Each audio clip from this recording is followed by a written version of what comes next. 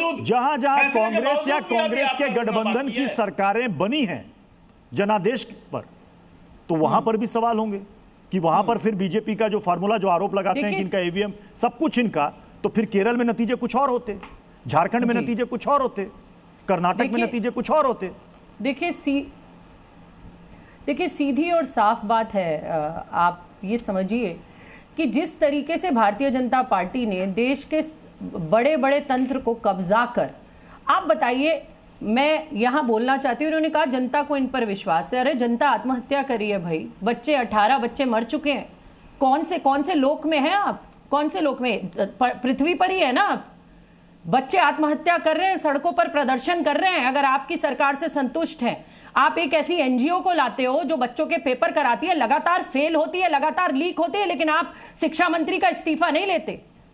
आप बार बार कुछ भी हो जाए, इनके यहां इस्तीफे नहीं होते, जिम्मेदारी है ही नहीं, अकाउंटेबिलिटी शून्य है। ये आपको ऐसी ऐसी चीजों में लाकर घिराएंगे, लेकिन जनता के मुद्दों पर बात नहीं करेंगे। आज बच्चे आत्महत्या करके मरे, इससे बड़ा इस देश में क्या हो सकता है कि लाखों करोड़ों परिवार, 22 लाख 18 लाख वो बच्चे नहीं है, वो परिवार है, करोड़ों लोग हैं इस देश के जो आज सड़क पर खड़े हैं, जो आज परेशान है कि उनके बच्चों का भविष्य गर्त में जा रहा है। भारतीय जनता पार्टी उस पर बात करने को तैयार ही नहीं है। रही बात एसआईआर और ईवीएम की, ईवीएम भारतीय जनता पार्टी जब सरकार में नहीं थी, रोज ईवीएम पर ये लोग सवाल उठाते थे, तब क्या देश में लोकतंत्र नहीं था क्या? जब ये विपक्ष में रहते हैं तो महंगाई ने दिखने लगती है, जब ये सरकार में आते हैं तो महंगाई जायज हो जाती है, पेट्रोल डीजल के दाम जायज हो जाते हैं, पेट्रोल के दाम बढ़े। जब ये भाजपा सरकार में है तो पेट्रोल के दाम बढ़ जाए कोई दिक्कत नहीं, डीजल के दाम बढ़ जाए कोई दिक्कत नहीं, आज फिर 29 रुपए बढ़ गए रसोई गैस पे, के शर्मा जी जल्दी से आपका रिएक्शन, उसके बाद मैं बाकी मेहमानों का रुख करूंगा। देखिए डॉली जी, शायद इनको जानकारी है या नहीं मुझे नहीं पता, 2006 में पेपर लीक हुआ, 2007 में पेपर लीक हुआ, 2008 में नीट का पेपर लीक हुआ, सीबीएसई का पेपर 2010 में लीक हुआ, 2012 में हुआ, 2013 में हुआ। मैं एक बात कहना चाहती हूँ, जनता ने हमें रिजेक्ट करके और सरकार से बाहर इस्तीफा दिया।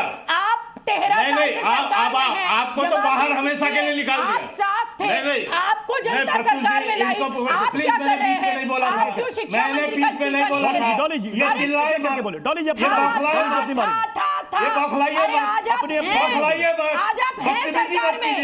बदतमीजी मत कीजिए, जनता ने रिजेक्ट कर दिया, हम सरकार में। शांति से सुनिए, शांति से सुनिए। प्रत्युष जी, मैं यही कह रहा हूं, इनकी सरकारें थी लगातार, किस शिक्षा मंत्री ने इस्तीफा दिया? और इन्होंने तो कोई कार्रवाई भी नहीं की, और हम तो कार्रवाई भी कर रहे हैं। और अभी हमको आप ईवीएम, अरे हमने भैया कोई वोटर लिस्ट पे प्रश्न नहीं उठाया, हमने कहीं नहीं कहा, हमने जो ईवीएम पे प्रश्न उठाया उसके आधार पे परिवर्तन हुआ, उसके आधार पे पर्चियां सिस्टम तय हुआ है। तो आप जो है हर हार का मैं जल्दी से अपने नेता को बचाने के लिए कि आप